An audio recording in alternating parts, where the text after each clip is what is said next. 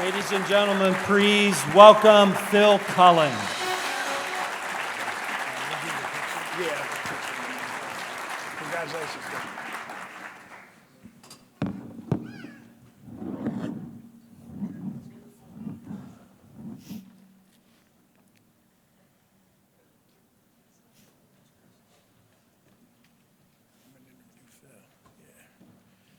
Here you go.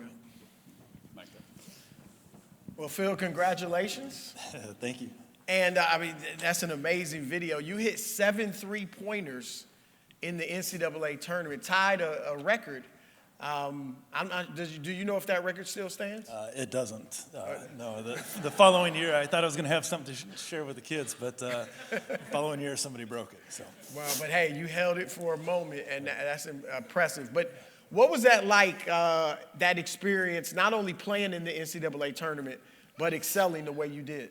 Yeah, so Coach Majerus was probably one of the better teachers of the game. And for us, he's probably ahead of his time. He liked bigs that could space the floor and shoot, which is today's NBA. So for us, it was something that he instilled in us. A lot of learnings along the way, a lot of tough practices. He wasn't the easiest guy to play for. But I'll tell you what, at the end of our careers, at Utah, I thought everybody maxed their potential. Now, you played, as the video said, not only basketball, but baseball at Utah. That's obviously the Division I level. So what was that like to play two demanding sports in college? Yeah, it was pretty interesting. We had some runs late in NCAA tournament, but right after that, I would have to go right to the baseball field. It got even more complicated when I signed my professional contract, and I was literally going to spring training. And so I'm not sure how I finished my college degree, but I had a lot of people help along the way. I don't know if I'd recommend it to anybody today, but I do think it's kind of funny, though. When I signed my contract, they had to forfeit my scholarship because I was making more than $2,000 a year. And I was like, well, in today's NIL, that kind of doesn't make any sense. So, Well, your family and faith has been very important to you, obviously. You brought 18 guests, which is incredible. Yeah. But talk about how having that faith and, of course, your family backing has really helped you become what you have. Yeah, so my mom and dad, both retired school teachers. We were from a small town, and they were not only teachers but our coaches. But just thank you guys for raising us in a Christian home. My sister and I, Abby, her family's here today. But faith has always been everything to us, and it's always been something that we've held on to generationally. So we're super fortunate to have the group today. It just means the world to me. Now, in your job with the Spurs, like we have a lot of leaders here today, you have been tasked with the role of kind of developing the culture there with the Spurs. So tell us about what that entails and what kind of culture you're looking to create. Yeah, so one of the unique things about San Antonio is, that's my son right there, so I'll tell you a story about him a little bit later. The San Antonio Spurs probably have the longest continuity of leadership in all of sport in the entire world. Coach Pop has been there since the 90s. R.C. Buford, who's here today as well, has been here since was in position in the 90s. The Holt family has actually owned us, been the majority shareholder of our organization since the 90s. So the continuity of leadership changes things in the perspective of the values and the culture that they established. And I'll just say this, when been fortunate to design and lead a project team to build the next generation practice facility for for San Antonio. And one of the things that Pop told us was the only instruction he gave us was take care of the people and protect the culture. And I will say this, we've been on a lot of different journeys, RC and I, looking at other places.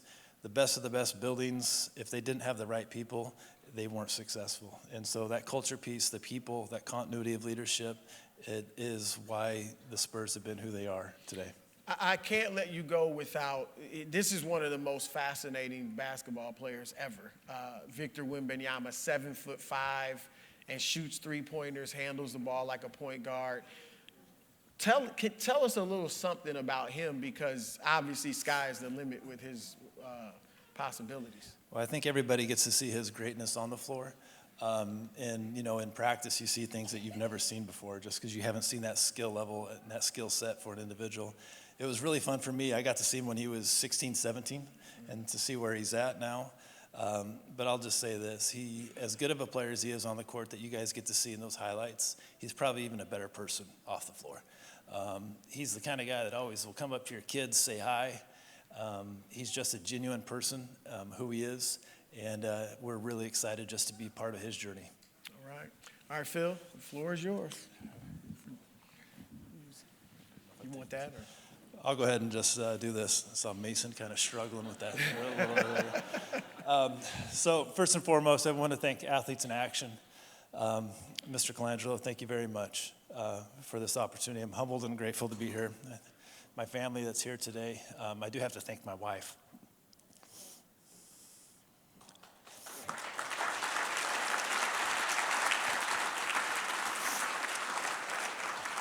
I'm going to share a little bit about my story, but it'll make sense, and I will get emotional. I'm just going to let you know that because my story it's hard. To my kids, I've got 5 of them. There's no greater joy than to be called your dad, so thank you.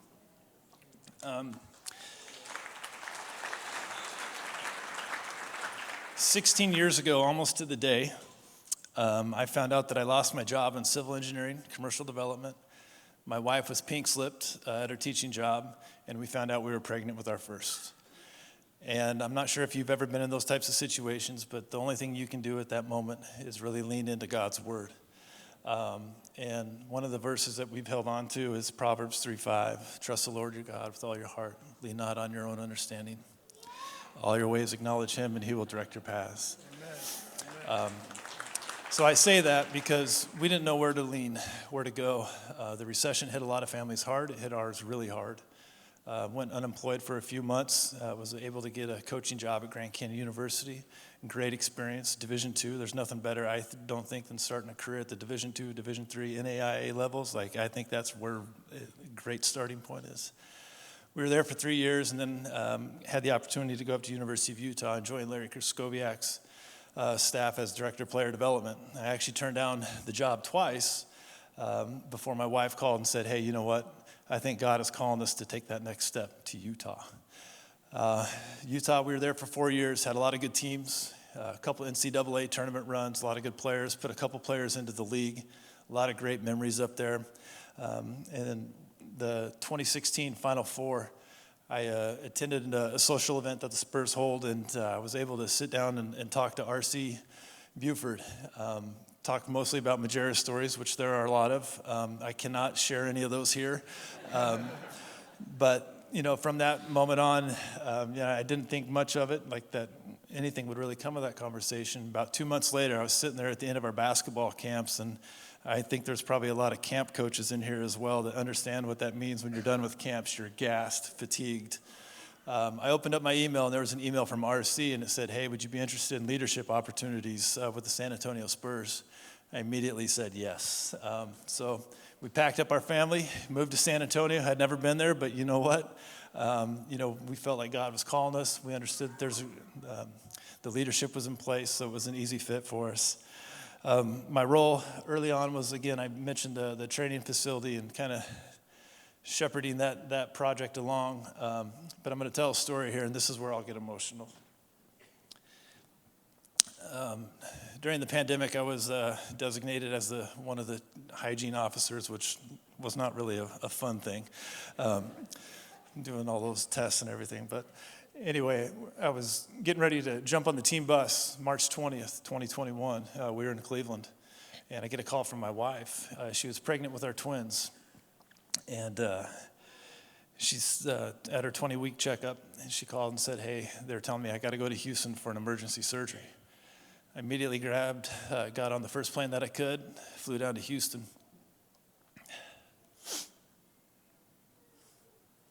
The doctor told us that our twins had a 90% chance of morbidity. They're here today.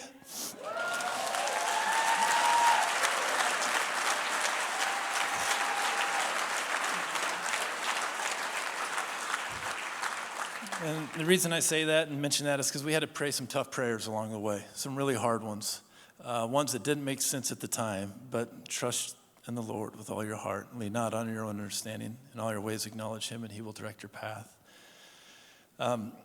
I had a buddy that's in the special operations community, and we had a conversation one time, and he hated to run.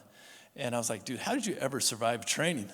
You know, and he's like, hey, man, when you're gassed, when you're tired, when you feel like you have nothing else, the only thing you can do is keep a forward lean and take one step at a time. And I think that's what God calls us to do, especially in that verse, is keep a forward lean into that faith. Because sometimes that's all you can do. And guess what? Just take that step. He'll direct your path. And so that's really true to me here today. And then lastly, I'll share a story. We were selected to lead a team of all-stars from the Pac-12 to play in Shanghai and Beijing. And great memories with the group, but one of the memories I remember the most is we went into one of the markets and I bought a replica watch. It wasn't the real thing. I couldn't afford the real thing at all, but it was a watch that I just really liked. I wore it every day. My last day at University of Utah, Larry Kraskowiak had written a note and there was a box on my desk, and I opened up the note, and it said this. It said, Sticks, it's now your opportunity to grow on your journey. I want this watch to be a symbol of doing things the right way and making the most of every minute.